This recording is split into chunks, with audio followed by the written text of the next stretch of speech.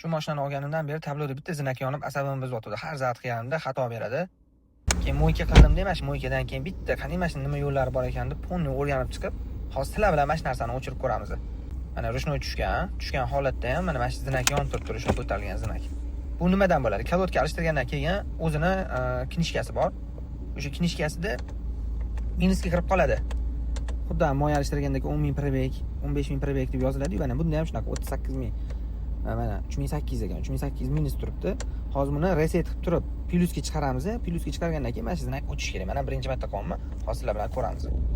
Xullas mana shunaqa o'tkazganda mana bunaqa funksiyalari ham bor ekan. Hozir buni ko'rib chiqib, endi o'zim ham bilaman. Aylantirib chiqamiz. Nima funksiyalari bor, o'zimga ham qiziq bo'lib ketdi. O'shaning uchun fonni qarab tekshirib chiqaman. Mana shu xato berayotgan zinakka qo'yib olinadi. Mana shunaqa zibros qilib ushlab turgandan keyin mana rushni ko'taryapman. Yonib turibdi. Endi tushiramiz. O'chyapti. Bo'ldi. Yoqqan bo'lsa bitta like, o'zingizlar fikringlarni yozib ketinglar.